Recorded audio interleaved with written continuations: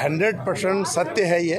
और उन्होंने हर वार्ड में, अपने लोग के वार्ड में 10-10 करोड़ रुपए तक का उन्होंने दिया, और छोटे मोटे वार्ड में सिर्फ करोड़ रुपए दिया। तो सौतेला व्यवहार किया गया है।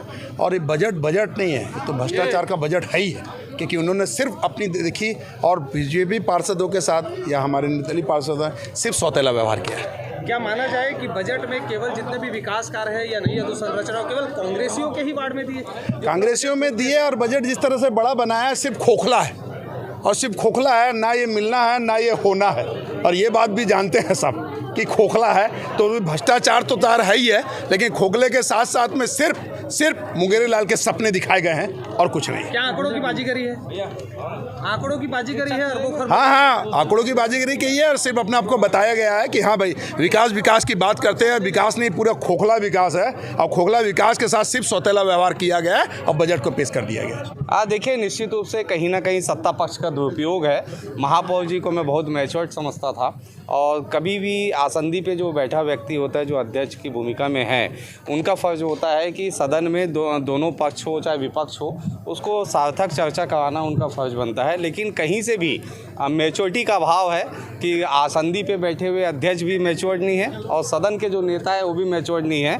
अगर कोई अच्छी सार्थक चर्चा करना चाहती है तो उनको कराना चाहिए। आज देखिए, मैं शांत रूप से बैठा था कि मेरा मौका आएगा, मुझे बात करने का अवसर मिलेगा, लेकिन मुझे ऐसा लगता है कि वही जो परंपरा जो पहले निभाते थे कि बोलने का अवसर तभी मिलेगा जब आप तोड़फोड़ करेंगे, जब माइक फेंकेंगे, या जब अपनी भूमिका को दिखाएंगे, तभी आपको बोलने का मौका मिलेगा। कि आसंदी पे बैठे अध्यक्ष को ये तय करना चाहिए कि हमको किसको चर्चा करने का अवसर देना और किसको नहीं देना है। वही घूम फिर के जो है 3-4 व्यक्तियों के बोलने के बाद बजट को बहुमत से पारित करा दिया गया, जो कि पूर्णतः गलत है। और मुझे ऐसा लगता है कि कहीं ना कहीं ये जो शहर है विकास से वंचित हो जाएगा। बजट भाषण पढ़ना और उसको मेज को थपथपा देना तो बहुत आसान होता है। जब इतना अन्याय हो गया तो बीजेपी और विपक्ष चुप क्यों है? नहीं, चुप नहीं है।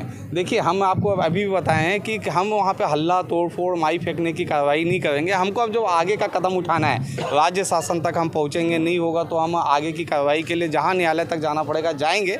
लेकिन मुझे ऐसा लगता है कि सत्ता पक्ष ने कहीं ना कहीं दुरुपयोग किया है, और बजट पुस्तिका तत्काल देना, उस पर कोई चर्चा ना कराना, ये गलत है। क्या विपक्ष इसलिए भी चुप था कि बीजेपी के पास नेता प्रतिपक्ष नहीं है? नहीं, नेता प्रतिपक्ष की ऐसी कोई विषय नहीं, को सब अपने आप में नेता हैं, और सब लोग सभी नहीं, नेता प्रतिपक्ष नहीं चुना गया संगठन की तरफ से, लेकिन सभी लोग अपनी दमदारी के साथ और एक साथ संगठित होकर सदन में चर्चा करना चाहते थे। लेकिन वहाँ के जो कुछ पार्षद हैं कांग्रेस के, जो हो हल्ला में ही इसको बहुमत को पारित किया। जी, सदन में बीजेपी को लीड किसने किया? कौन था लीड करने वाला नेता? कौन था? सारे लोग लीड कैसे कर पाएंगे?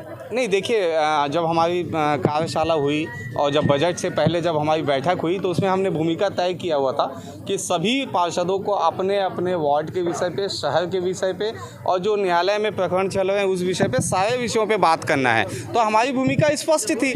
लेकिन ये कोई आवश्यक नहीं है कि नेता प्रतिपक्ष हो तभी कोई चर्चा हो या ना हो। वो तो आसंदी पे को तय करना है कि कब चर्चा कराना है। ऐसा है नहीं, विकास कैसे होगा? यही बहुत बड़ा प्रश्न आप सभी भाइयों ने उठाया है कि हमारे पास घर की स्थिति, जो बजट की स्थिति, निगम की स्थिति है, वो बस से बदतर है। हम लोग ना तनख्वाह दे पा रहे हैं, ना बिजली का बिल हम पे कर पा रहे हैं, और बड़ी बड़ी बातें महापौर जी के द्वारा रखी गई है। बड़ा बड़ा सपना शहर को दिखाया गया है। मुझे नहीं लगता कि एक वर्ष में महापौर जी धरातल पे जितनी घोषणाएं की हैं वो कर पाएंगे। और दूसरी बात महापौर जी के लिए और है, दूसरी बात महापौर जी के लिए ये है कि अगले बार जब वो बजट प्रस्तुत करने आएंगे तो उनको खुद उनके आंखों में शर्म महसूस होगी कि मैंने इस वर्ष जो बजट कहा था, मैंने जो इस बार बजट पढ़ा था, वो बजट अगले वर्ष में तब जब नहीं कर पाऊंगा तो उनके आंखों में शर्म होगी। और निश्चित रूप से उनको इस बात का दुर्भाग्य महसूस होगा कि मुझे सिर्फ मेज थपथपाने के लिए बजट भाषण नहीं पढ़ना है।